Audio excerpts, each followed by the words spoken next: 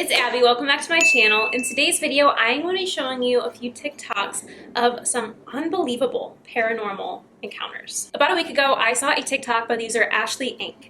and she asks people to stitch her video with a story time that they've never told anyone else about when they've seen or know they've seen something that is absolutely unbelievable. So in this video, I'm going to be showing you 6 of the best stories I've seen for this trend. If you guys like this video, please be sure to give it a big thumbs up. If you're new here, click the subscribe button down below and turn on post notifications so you never miss a video. I post every Sunday and sometimes Wednesdays at 2 p.m. Pacific Standard Time. And without further ado, let's just get right on into the video.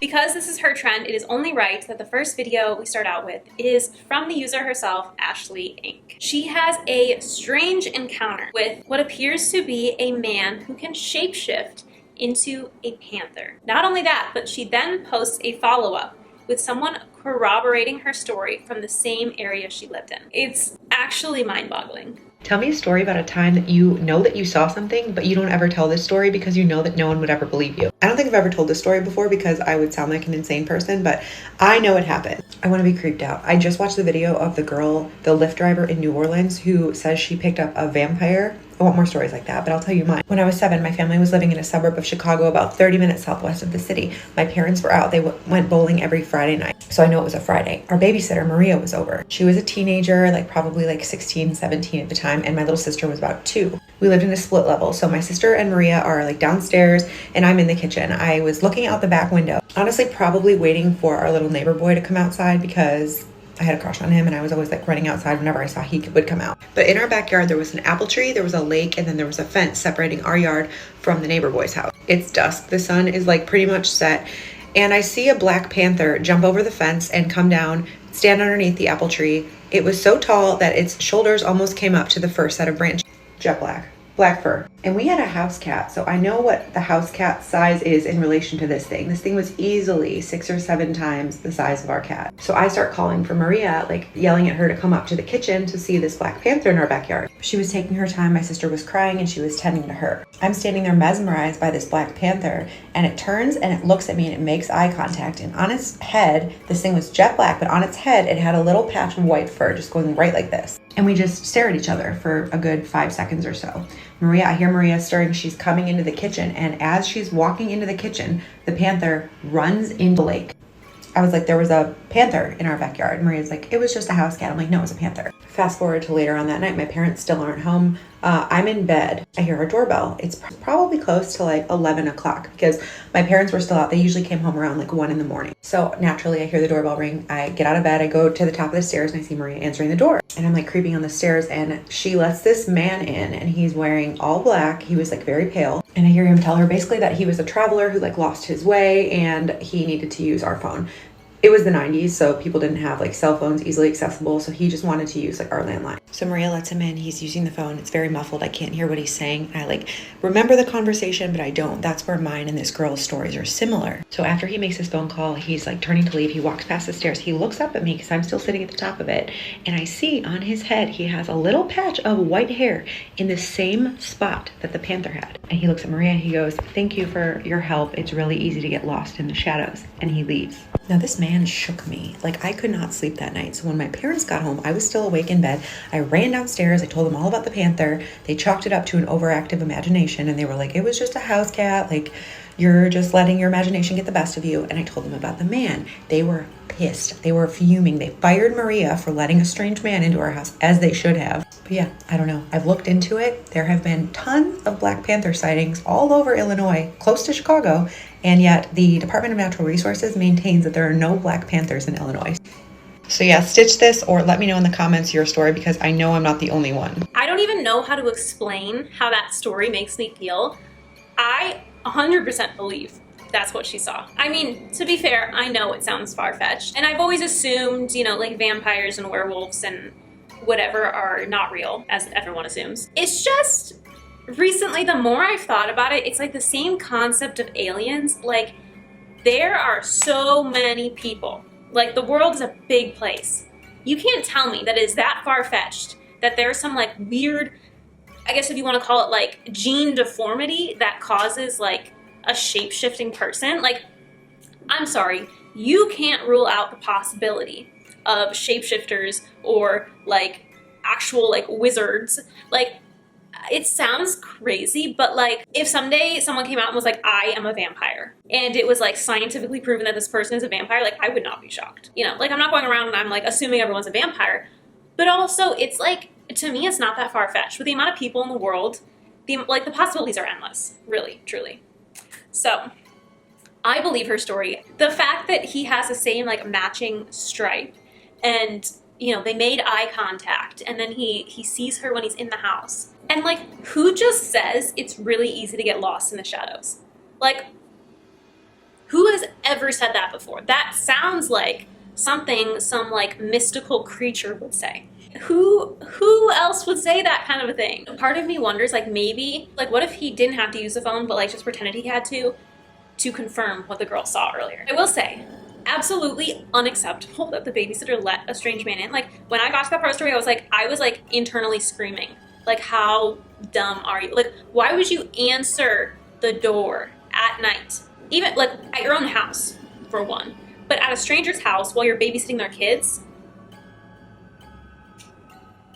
Rookie mistake. Moving on to the follow-up she posted, she was reached out by a guy who had a similar experience in the similar area. I have an update about the shapeshifter I saw in my backyard in the 1990s, and it's crazy. When I posted this video originally, I thought it was just a panther and it was a coincidence and it was just a weird story that I thought nobody would ever believe me, but so many of you guys started commenting about how it was a shapeshifter, and then I got a crazy email. If you don't want to hear this guy's story in the email, just skip to this part. I got this email this morning and it gave me chills. Okay, so this person emails me and they said, hey, I just heard about your Black Panther sighting in the Chicago suburbs back in the 90s and I couldn't believe it. Did this happen to be in Lansing at the lake near Potts Park? It was. I actually had a similar experience around the same time in the same area. I was a teenager at the time and living with my parents on the lake. I don't have TikTok. My ex-girlfriend from the time reached out on Facebook Messenger to send me your video. We haven't talked in years. I had to reach out to you to tell my story because my story is crazy similar. I was sitting in the yard by the lake with my then girlfriend when we noticed a shadowy figure moving along the shoreline. It wasn't quite nighttime, but dark enough where we couldn't see far into the distance. She pointed it out first, and we initially thought it was a man, but the figure seemed to morph and shift, its form changing between a large dark beast or crouching man. It's hard to explain what it was, as there aren't really words that would do it justice. What we saw. Before I could really comprehend what I was seeing, the man cat slipped silently into the water, vanishing without a trace. The air around me felt charged with an eerie energy, and I remember having a goosebumps and the hair on my arms was standing on end. It was one of the most unsettling and mysterious things I've ever witnessed. I haven't really told anyone about it because the entire time I just chalked it up to my mind playing tricks on me, and my then girlfriend and I convinced each other it was just a weird man going swimming. I don't really know. After that encounter, I sought out some answers and spoke to our old neighbor who lived near the lake. He was always kind of into weird stuff and spent a lot of time sitting in his yard and watching the water. He wasn't a professional, but he was a local historian of sorts and knew much about the area's lore. He told me about the legend of the shapeshifter that had roamed these lands for centuries. According to him, this being could take on various forms, often appearing as a panther, a wolf, or a man who could disappear into the water. The old man said the shapeshifter was believed to be a guardian of the area, sometimes a protector, and other times he'd show up when there was change coming. He said the last time he remembers somebody telling him about him showing up was when they built a new development of houses on the lake in the late 1980s. He advised me to always be cautious and trust my instincts when encountering such beings. He shared an anecdote about how the area was originally settled. Long before modern civilization took root, indigenous tribes lived here, coexisting with the land and its mystical inhabitants. They respected the shapeshifter, viewing it as a spirit of the earth. When the first European settlers arrived, they ignored the warnings and built too close to the sacred spots. Strange phenomena like animals and crops disappearing and eerie sightings bothered them until they learned to respect the land's ancient mysteries.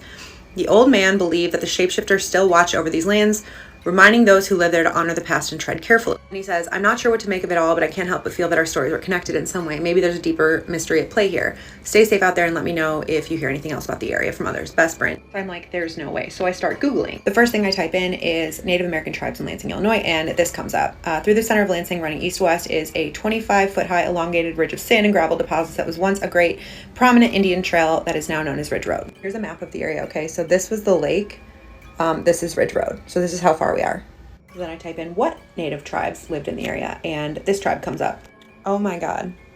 They did ceremonies to appease the underworld panther and maintain balance. There's a myth of the underworld panther. In my story, I talked about how the panther disappeared in the water, and look at this journal entry. You can pause to read this if you'd like. But yeah, the underwater panther is apparently a whole thing. So yeah, if you're from this area or you have your own shapeshifter story, please share, because now I'm just going down this entire rabbit hole. Tell me that is not insane. Like, the fact that his ex-girlfriend, who he no longer speaks to, saw this story and, like, it triggered that memory to the point where she like had to reach out to him. Like when you share such a like an unexplainable experience that you then have to reach out after not speaking for God knows how long to share this story, it's like it's obviously it made an impact on them. And also the fact that it was like the same lake in the same area too is crazy. But then finding out that a local historian knows about this, that there's articles written about a panther man that indigenous people in the area were trying to appease. Like, to me, I'm like, I don't need any more proof than that. I know I sound like a little like woo-woo right now, but I feel like you all should have seen this coming by now, so. I also, like, I believe that, like, indigenous people fully know a lot more than we do about, like, all that spiritual stuff. Like, I feel like that's very obvious. The next story is not a response to the original video that this whole video is based on, but it is the TikTok that she based her question on. She says in the beginning of her video, Ashley said in the beginning of her video, that there was a video of a Lyft driver in New Orleans talking about the time she had a run-in with a real-life vampire, and that is what inspired her to start this video trend. So I felt that it would only be right to include the video that started this all. Her username is Fat Girl Freestyle, and the video is about 9 minutes long, so I am going to speed it up a little bit in editing, just because I know people these days have the attention span of a pea. But this is absolutely fascinating. Hello TikTok, Fat Girl Freestyle here with another story time about the time I met a vampire. I tried to do this story the other day on live and it just did not work out. But anyway, I just decided to record a video. People have been asking me about the story, so here it goes. I'm a rideshare driver in New Orleans. So of course I encounter all types of people from all walks of life. So one particular ride was very interesting. Now this was a couple of years ago when this occurred. And I'm going to tell you, for the most part, I remember what she said. I do not remember what she looked like. And there are some details that when the experience was over, like I had completely forgotten some things.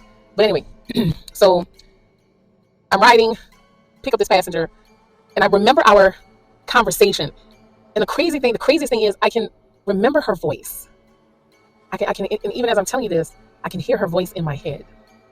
And I can even picture like this part of her face around her mouth, her lips. I can see them moving as she's talking to me. And I remember her hand being on my shoulder, and I remember what it felt like when she touched me. But a lot of other stuff, it's like was just completely erased. So I pick her up, and I do know that we were having conversation. I talked to many of my passengers, and she is telling me I have really great energy. So I told her thank you. She asked me some things about myself, nothing too private, nothing with too many details. So, I just kind of gave her some general info. And I remember her telling me that she wasn't from here, that I do remember. And then she proceeds to tell me how much she loved New Orleans, how much she loved being there, living there, et cetera, et cetera. I do recall asking her where she was from originally, and all she told me was that she was from very far away. And it's funny again because I'm hearing her voice in my head as if this is weird. And I've never shared this story with anybody, so TikTok, you're getting it first. She touched my shoulder at one point, and this is where things got really strange. She touched my shoulder, and I felt like I just froze. And even as I'm talking to you right now, I can distinctly remember that feeling of feeling frozen. And my hands were on the wheel because I could see my hands on the wheel. The car wasn't moving. And being frozen in that moment, I hear her voice, but not like I'm here talking to you. In my head, I hear her voice telling me, don't be scared, that she's not going to harm me. And then after that, we're moving again. And I remember kind of turning and looking like that. And she was sitting back in the seat and her hands were on her lap. And I said, what did you do to me? And she just smiled. And she says, I just leached some of your energy. And I said, what? She said, I just leached some of your energy. She said, this is going to sound crazy, but I can assure you it's true. I'm a vampire.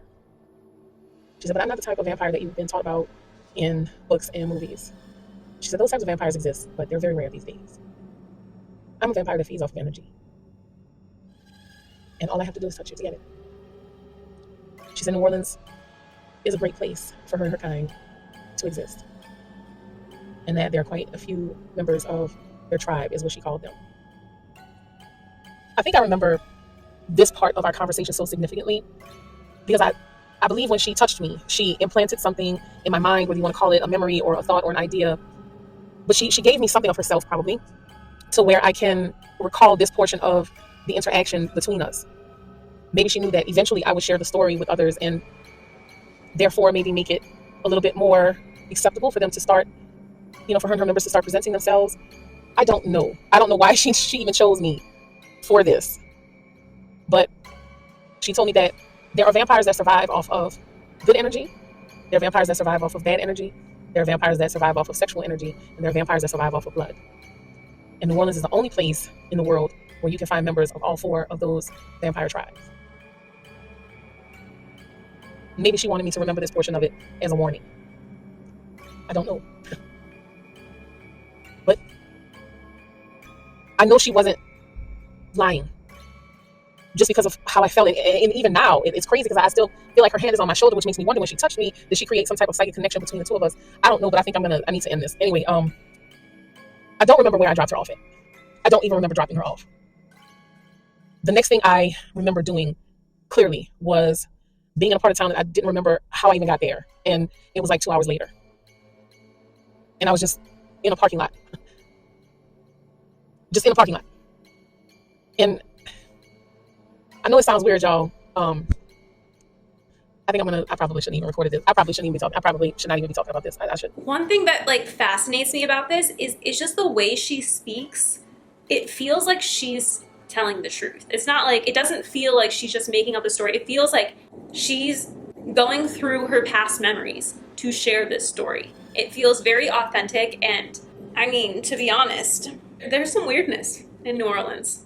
Like, I feel like if there's any place in the US where there's vampires, that makes perfect sense to me. The way she goes on to talk about how she can't remember what her face is, but she can hear her voice in her head and feel the feeling she felt when she put her hand on her shoulder. It's so interesting how that memory is just imprinted in her. And to me, if vampires are real, it absolutely would make sense that there could be some kind of a psychic connection between someone who draws their energy and the person whose energy was drawn. It would make sense that would create a lasting connection between them. I just I really do focus on the fact that it feels like she's telling the truth.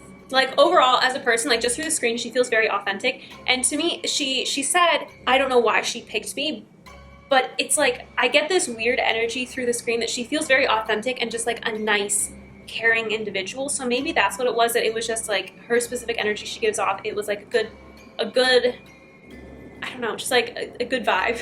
I don't really know how energy sucking works, but I don't know. It just, she seems like a very trustworthy, kind person. So I don't know. To me, that story's crazy. Our next TikTok is by the user Jax Cheese May Talk. She experiences this weird, seemingly psychic connection with a boy she used to be friends with as a child. And when he passes away, she somehow is able to tap in and see the exact way it happened, before then getting confirmation that her vision was correct. Tell me a story about a time that you know that you saw something, but you don't ever tell this story because you know that no one would ever believe you. Okay, I guess I'm up. Now, this is one of many stories that I've had happen to me that are really crazy, but definitely one of the things that have stayed with me for sure. Now, to give you guys a little bit of context, when I was younger, around 10 years old, we moved to Puerto Rico. Now, I lived there for a few years. I was with my mom, my dad, and my sister, and she had a boyfriend. Let's call him David. Now, David spoke really good English, and so did his family, so we all got along and we had a good relationship. He had a smaller brother that was my same age. His name was, let's call him Jimmy. Now, at that time, I didn't have many friends, and I was struggling because my Spanish wasn't very good, and he was one of my only friends that spoke English. Now, my sister dated him for multiple years, so I spent a lot of time with him and his family, and we were really close. We played video games all the time, and basically every time she went on a date with her boyfriend David, I was with Jimmy. Now, fast forward, obviously not all relationships last. They broke up, we moved back to Chicago, and that was that. And when we moved away, I had to be around 16 years old. Now, fast forward to when I was maybe 23, 24, my sister calls me up and she's shook up and she was like, hey, I need to tell you something. I'm like, what? And she was like, Jimmy passed away. And I was stunned because I hadn't talked to him in a long time, obviously, because once my sister broke up with David, I was like, this would be weird to keep hanging out with him. Now, my sister is happily married now, and she has kids, and she has no contact with this guy, but they had a lot of mutual friends that they went to school with, and that's how she found out. Now, at the time, I was going through a lot of things. I was in a deep depression, and I literally heard this, and I fell apart because I just didn't know how to react. Now, obviously, since she found this house secondhand, she didn't have a lot of details. Basically, that it happened in a car and that it was instant. Now, I know that I hadn't seen him in so long, but it impacted me. I cried so much, and that night, I went to sleep. And mind you, at that time, I was having a lot of weird nightmares, a lot of dreams, a lot of things that are completely separate to this. I can make a whole story about that. But that night, I dreamt with Jimmy. Now, I want to reiterate that I hadn't talked to this guy in a very, very long time, but I saw him as clearly as I can see my camera right now.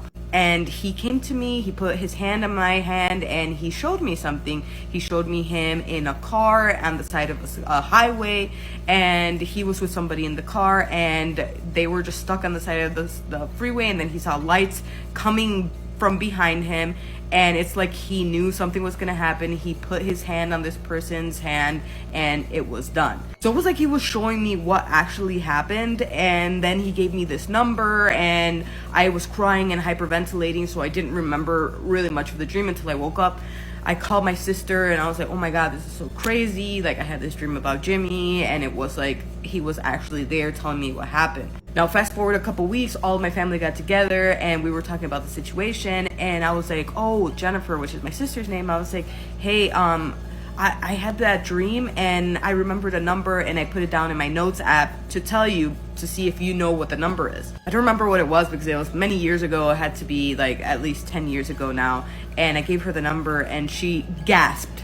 And I was like, what is it? And she's like, I just looked it up, and all the details that you gave me is actually how he passed away, and that number you gave me is the zip code of where he was when he passed away. He wasn't in Puerto Rico anymore. After something happened with Hurricane Maria, they left Puerto Rico, and he was staying somewhere else, and that's the exact zip code of where he was. Now, I was literally shocked. I had no idea, and I've had dreams that are similar to this, that I kind of see things, and I just thought I was tripping.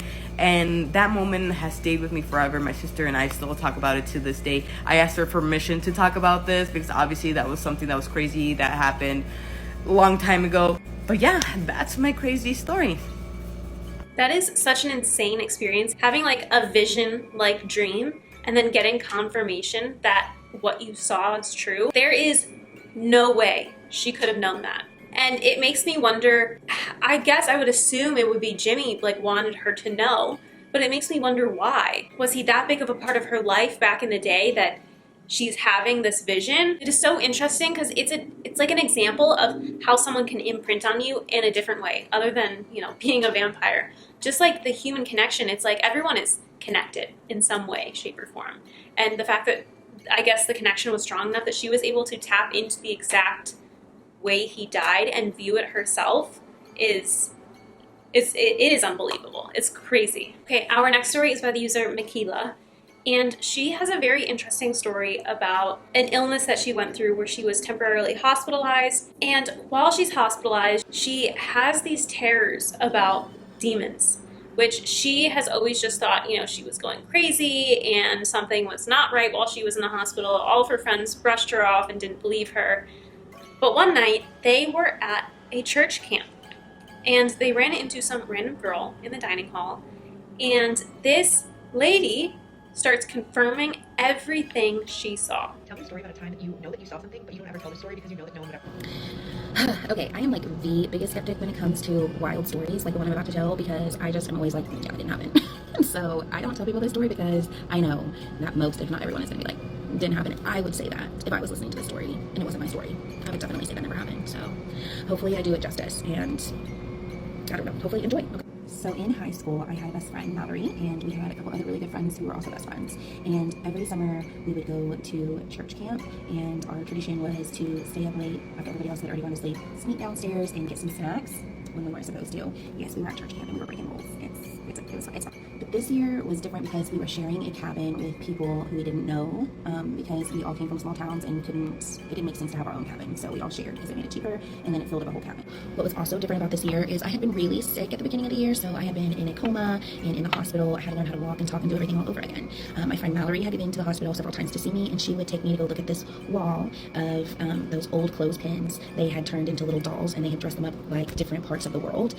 That detail is important for later. My other friends didn't really know about that, but whenever I had gotten better, I had told them all that I thought that I had seen demons and that the demons wanted me to die in the hospital. But, you know, all the things. Details really aren't important about that part. But they all just kind of made fun of me, and they were like, you were just hallucinating, you were on such high medicines, which things are a little bit like, you know, sketchy for me as far as my memory and timelines and what was real and what wasn't, because I did hallucinate. But those demons and those things seemed very, very real to me still, even though I had clarity on some things that weren't actually happening. So anyway, cut back to this church camp. We decide that we're going to sneak down and do our annual raid the snacks, and it's pretty late. Everybody's finally fallen asleep, we think. So we sneak downstairs, and there was this counselor. She was in her early 20s. We had gotten to know her for the last couple of days, and she seemed pretty cool. So we were like, she'll probably be fine with it. We thought she was the only person down there, and she was. And she lets us, like, she's like, yeah, just don't tell anybody. I let you guys stay up because I'll get in trouble. And we were like, yeah, of course, we're not going to tell anybody. And so we're all sitting around chatting, talking, and somebody says, oh yeah, that's like when Makayla said she saw demons. And the counselor was like, what? And we were like, yeah, that's, you know, the time that I saw demons. Like, I was sick, and it's a whole thing, and, you know, they just kind of poke fun.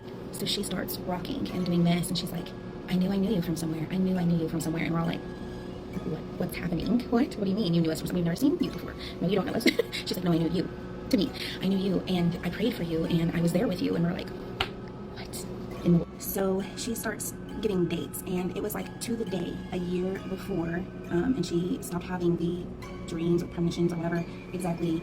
She started having them like a year to the day before I went into the hospital, and stopped having them when the side was released the year before. Does that make sense? And so, like, if I had been there a week, it was a whole week the year before, but it was longer than that. It was months. And she said that she could never see who it was, but she could see they had dark hair, you know, whatever. She had a feeling it was a girl, but didn't know, and that she was just supposed to be there to pray over them. And everybody's just kind of like, well, this is even crazier than the demon thing. What are you talking about? Like, there's just, no, this is what? So she stops swaying long enough to be like, the dolls. And Mallory's just like, you could see her like just start kind of like tearing up, and she's like, you liked looking at the dolls. And she starts describing the dolls, and so Mallory's all of a sudden like, how would you know? Like, even if you knew she was in the hospital, I wasn't in the hospital like where we were from. I had to get further away, like into a, you know, bigger hospital. And so, no, like, how would you, there's no way to just guess that's where I was at, even if she would have had an educated guess. And how would she know that I enjoyed looking at those dolls? She wouldn't have. And so she starts describing, and I had already described to these girls the demons that I had seen. She starts describing them. I told them how they smelled. She's told them how they smelled.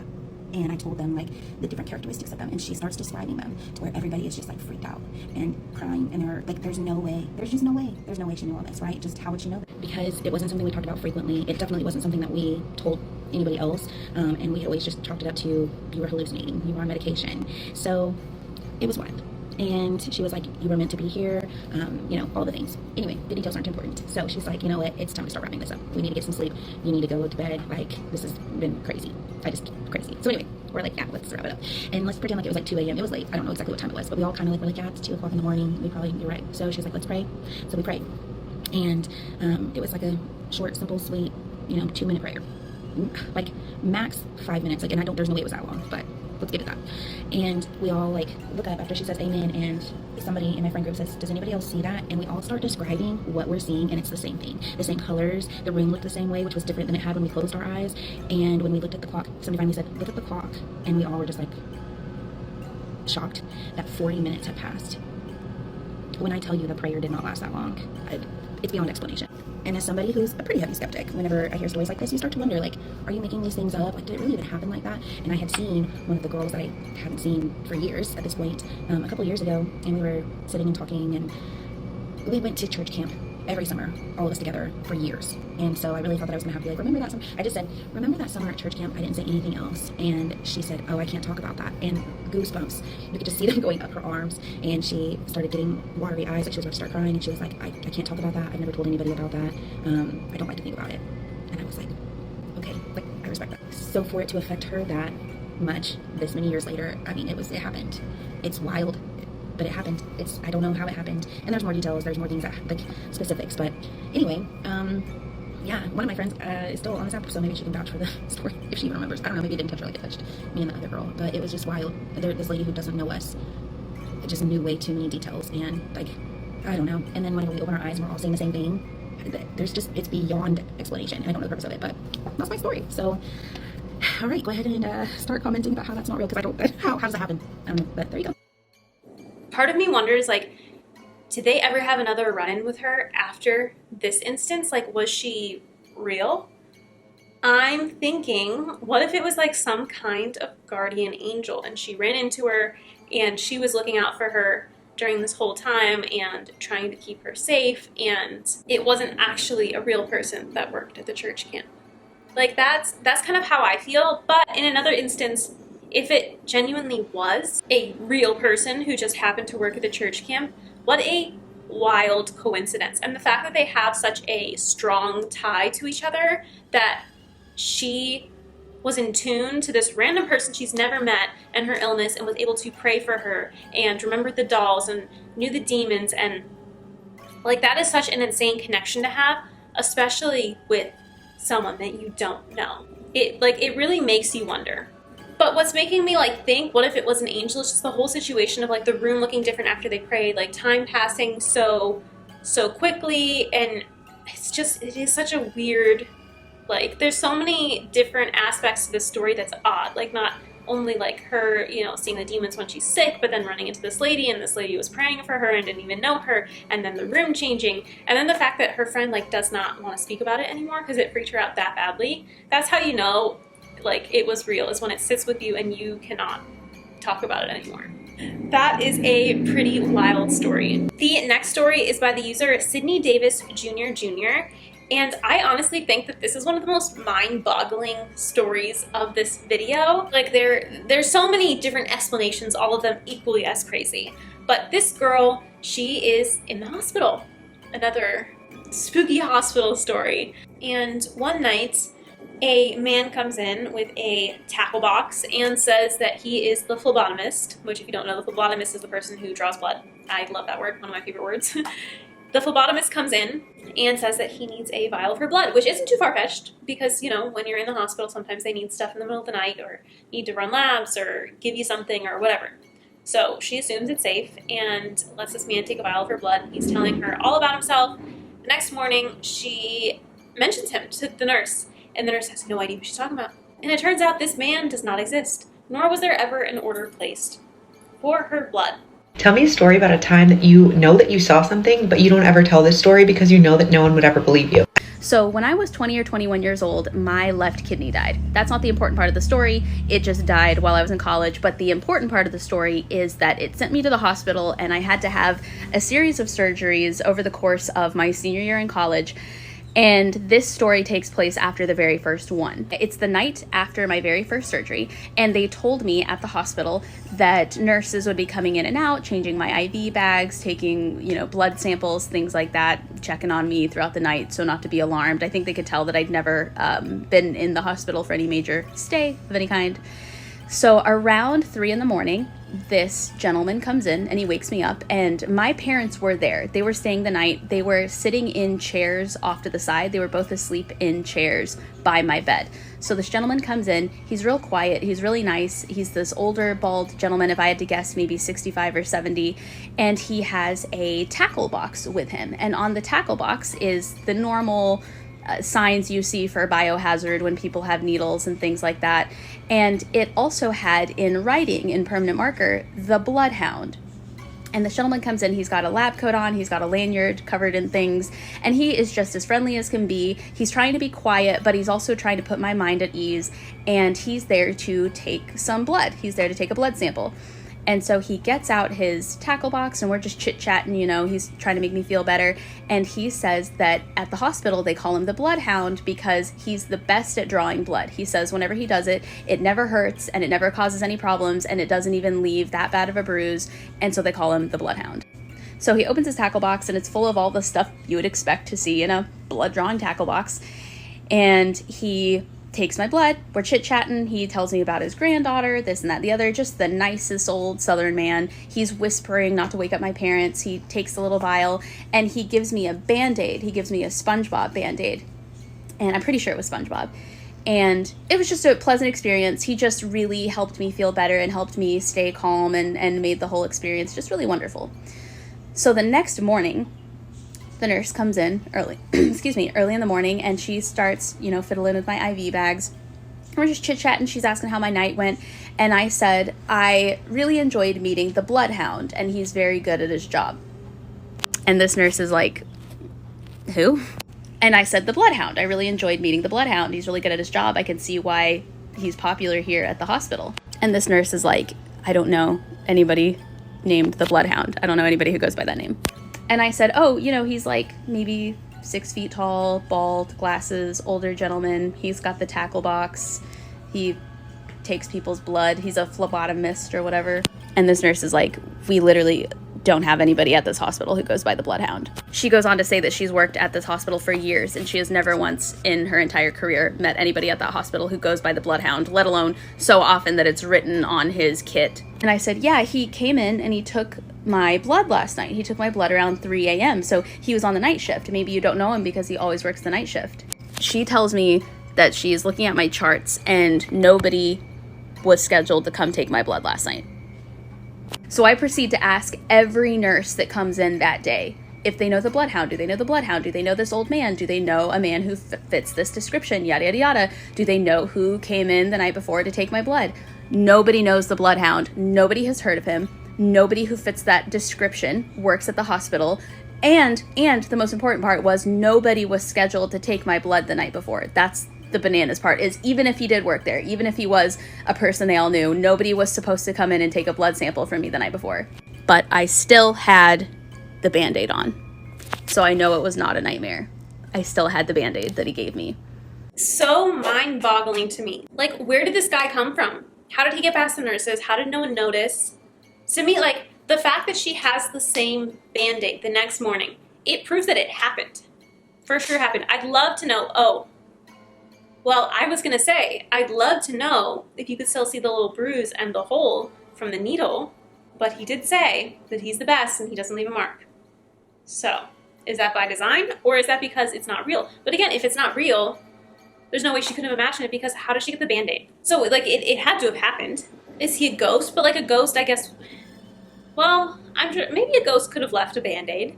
We don't know all the logistics of that. Maybe it was a ghost. Maybe the bloodhound was like from, 100 years prior or whatever, and he's long gone now, but he was well known back in the day and just wanted to relive the fun times of drawing blood again. Or another thing I saw in the comments was someone saying it's an ethical vampire. Like sneaking in and, getting a few vials of blood from people so they don't have to kill people. Also a possibility. But it also freaks me out because it's like you'd assume, as she did, that, nurse comes in the middle of the night, it's a real nurse and they're doing something that they're supposed to be doing. But like, I don't know, that would just make me feel so unsafe. I'd be like, I need a transfer. Granted, she wasn't injured or anything, but that is, again, unbelievable. Our final story of the video is by the user Bishop Mortimer. And he has an interesting guest after he does a photo shoot for his friend and her new boyfriend. Who is that interesting guest, you might ask? It is her dead husband. Jealousy from beyond the grave. Tell me a story about a time that you know that you saw something, but you don't ever tell this story because you know that no one would ever believe you. Okay, so I used to be a photographer. I started my junior year of high school when I joined yearbook. So I started doing photography around 16 and I stopped around 27. Started my own little photography business and I did it for 10 years and made some good money and memories. So one of my friends, they asked me to do a photo shoot for them. No big deal. But they wanted me to do a photo shoot with their new boyfriend. Now, I think I might have told the story time before, but I didn't tell it into too much detail. The friend I did the photo shoot for recently had a loss of her partner. I'm not gonna lie, I think their relationship was over 10 years. They were high school sweethearts, had over 6 kids together. And after he passed away, it wasn't even 3 months afterwards till she got somebody new. But I'm not judging because you do you. So we're in this new romance, and long story short, she's like, hey, can we do a couple photo shoot for that year's Valentine's Day? I'm like, yeah, perfect. She pays me head up, and I'm like, good, let's get it started. So at her photo shoot, she brings her youngest daughter. And I'm just like, oh, she doesn't have a babysitter, no big deal, right? Right. We're doing a photo shoot. They arrive late, but black people time. My photo shoots, they're always a mood. 2 hours later, the music is playing, the food's going, we're snapping. Literally. You're probably not wondering this, but the reason why I'm not a photographer anymore is Because I began to realize I take pictures for people so good, and this is petty, but anytime somebody has to take a picture for me, even with my good equipment, they have me looking like Trick Daddy. So during the last moments of the photo shoot, she asks us for her daughter to get into a couple shots. So I'm thinking it's just gonna be her and her daughter. No, it's her and her daughter and the new man. So I start to get cold chills and I'm uncomfortable because I'm like, ooh, this is a little soon. But who am I to judge? Because bitch, you're paid to take a picture. Click, click. A girl, as soon as the little girl gets into the picture and I'm trying to get them in the right positions and stuff like that, I get a cold chill over my back. My intuition is on high. Of course, I'm not listening to it, even though I should. Rule number 1, always listen to your intuition, even if it doesn't make you the popular one in this scenario. Your intuition is your body's spiritual alarm system. Listen wisely. So I begin taking the pictures. I get goosebumps down my back, cold chills, and it's February. We got the heat on and the photography lights. There's no need for coldness.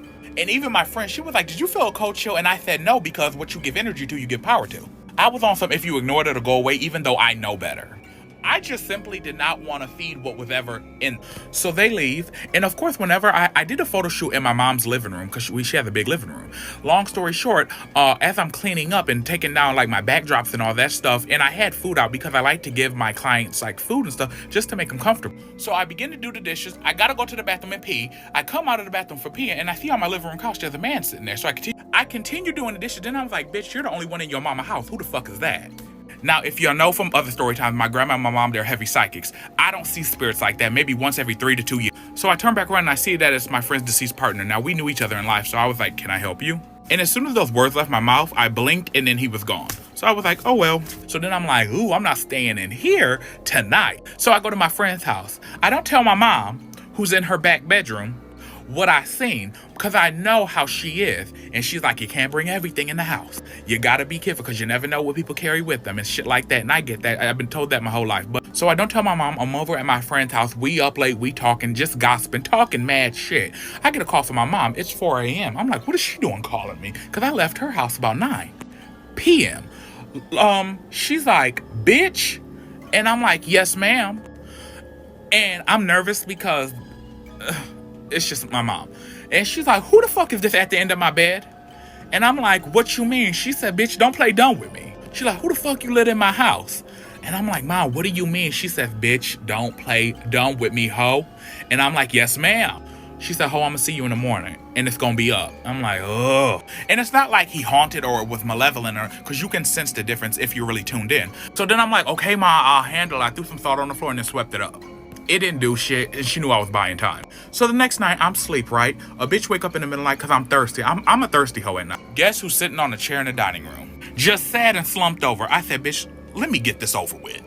So not to be anticlimactic, I called my friend up. I said, bitch, you moving too fast. Show some respect, have some decency, have some time. And everything went back fine. And she. So, being a true crime girly and all, my first thought is, how did he die? Because I will say, everyone grieves differently, but 3 months is a little fast. So part of me is like, how did he die? Just, true crime brain here. So that is a question, because that could explain, he's really like pissed off because she killed him and now she's got someone new and that's why he's showing up. But it could just be, standard jealousy. I get it. If I died, I'd probably be checking in on my husband from time to time. Maybe judging him if he moved on a little too fast. But I find this one just hilarious and very obviously spooky, because there's someone showing up in your house who shouldn't be there and shouldn't be seen, technically. But I find it so funny that it is like he literally calls him up or calls the girl up and is like, hey, maybe you're moving on too fast. And then the guy disappears. He's like, all right, just had to make that clear. And in another sense, oh my God, can you imagine getting a phone call from your mother in the middle of the night and she's like, who's standing at the end of my bed? Also, can you imagine waking up in the middle of the night and just seeing a man standing at the end of your bed? I wonder if she knew him, or she recognized him, because then that adds 2 other aspects to it. One, imagine waking up and seeing a random man you don't know standing at the end of your bed. Or 2, imagine waking up and seeing a man you know that is dead standing at the end of your bed. That's there's so many aspects to the story that it's got a level of humor, but also so crazy. He's just over here come on, you need to tell her that she can't be moving on so fast. And I don't blame him. She popped the brakes just a little. Just a little. That is it for today's video. Let me know if you want me to do another video with more of these unbelievable story times from this TikTok trend. I have a bunch more saved, but given that I believe I've been recording this for about an hour now, I think we've reached our limit for this video. So I hope you guys enjoyed it. Let me know what your thoughts are on these unbelievable stories and which one was your favorite. If you guys like this video, I will pop up a couple suggestions right here. And if you are new, go ahead and click the subscribe button down below. I'll also pop a little one up here and turn on post notifications so you never miss a video. I post every Sunday and sometimes Wednesdays at 2 p.m. Pacific Standard Time. Thank you guys so much for joining me on this journey of crazy stories. Again, I hope you enjoyed it, and I will see you in the next video. Bye.